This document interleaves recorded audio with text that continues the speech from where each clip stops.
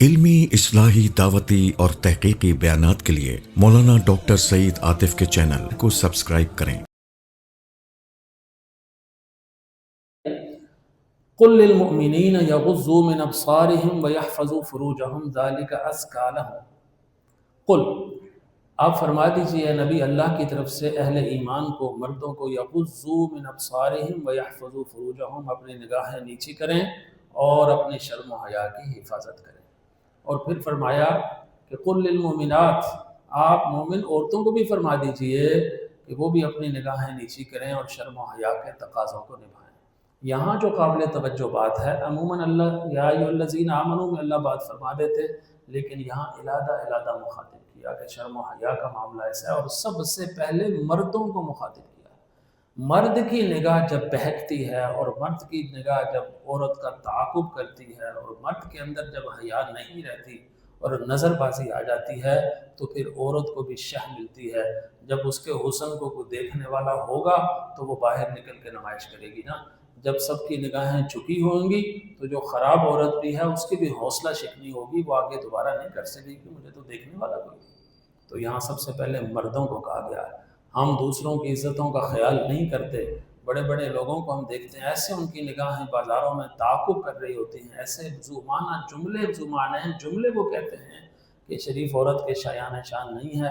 یہ ساری کی ساری چیزیں خراب ہیں، ایمان کے ختم ہونے کا خدا نخواستہ ان کا نتیجہ نکل سکتا ہے۔ لہذا سب سے پہلے مرد کو باحیا ہونا پڑے گا۔ ہم مطالبہ کرتے ہیں کہ جناب عورتیں ٹھیک ہوں، عورتیں ٹھیک ہوگی اللہ ان سے پوچھے گا، لیکن سب سے پہلے تو مرد اپنی نگاہ کے اندر پاکیزگی پیدا کرے۔ وَيَحْفَظُوا فُرُوجَهُمْ، اور ایسے کوئی دواعیات، ایسی کوئی انداز نہ اپنائے کہ کسی شریف عورت کے اوپر جال پھینکے۔ آج کل یہ جال پھینکا جاتا ہے کس انداز سے؟ کبھی جھوٹ کے انداز سے، کبھی فریب کے انداز سے، کبھی اپنے جھوٹے اثاثے ظاہر کرنے کے لحاظ سے، کبھی اپنی جھوٹی ڈگریاں اور اپنا سٹیٹس شو کرنے کے لحاظ سے۔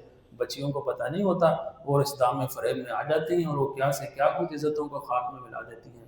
اس لیے پہلے مرد کی ذمہ داری ہے، اگر اس نے کسی خاتون کو خراب کیا ہے، وہ سجدوں میں رگڑتا رہے، محراب کرتا رہے، اس کے محراب بھی ڈل جائے، عمرے اور حج بھی کرے، اللہ اس کے اس گناہ کو کبھی معاف نہیں کریں گے کہ اس نے کسی کی عزت کا سودا کروایا، کسی کی عزت پامال کی ہے۔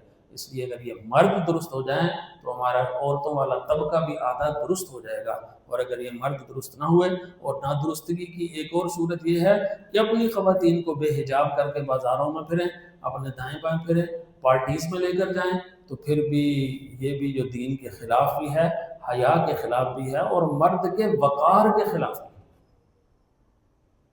ایک بزرگ کہیں جا رہے تھے تو ان کے ساتھ سامنے جو جوڑا بیٹھا ہوا تھا، اس کی خاتون ذرا اب لباس کے حوالے سے بہت غیر محتاط تھی، تو وہ بزرگ نہ چاہتے ہوئے بار بار اس کی طرف نگاہ ٹکا کے دیکھی جا رہے ہیں۔ جب بھی مرد دیکھتا تو وہ دیکھتے، جب مرد نہ دیکھتا تو نہ دیکھتے۔ تو اس نے آ کر پوچھ ہی لیا کہ جناب آپ بزرگ بھی ہیں اور آپ یہ دیکھ رہے ہیں؟ تو کہا بھی یہ تو کسائی کے گوشت کی طرح ہے، تم نے یہ اوپن کروایا اس لیے کہ اس کو ہر کوئی دیکھے، تو میں تو دیکھ رہا ہوں۔ تو جب تم اس کو ڈھانپو گے، پردے میں رکھو گے، تو پھر مجھے منع کرو گے نا۔ تو جب آپ نے پردے سے ہٹا دیا تو اس کا مطلب ہی یہی ہے کہ ہر کوئی دیکھے۔ اور یہ جو پردہ ہے، اکبر الآبادی رحمۃ اللہ علیہ نے فرمایا تھا، بہت پیاری بات ہے، کہ جو پردہ ہے وہ دو ہیں۔ اب مرد کے اوپر منحصر ہے کہ وہ کون سا پردہ کرواتا ہے۔ ایک ہے پردہ عورت کا، اگر وہ پردہ عورت کا ہو گیا تو الحمدللہ، اگر نہ ہوا تو وہ پردہ پڑ جاتا ہے مرد کی عقل پر۔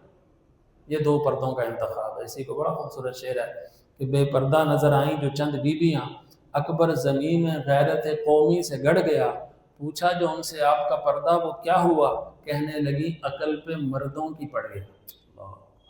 تو جو مرد اپنے گھر کے اندر یہ شرعی ماحول قائم نہیں کرتا، وہ جتنا مرضی پڑ جائے، اس کی عقل کے اوپر پردہ پڑا ہوا ہے۔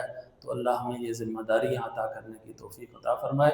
اپنی بہنوں، بچیوں، عزیزات، ان کے ساتھ شفقت کے ساتھ تربیت کے یہ مراحل، اور آج کے دور کے اندر ان کٹھن مراحل سے گزرنے کی توفیق عطا فرمائے۔ Please don't forget to like and share.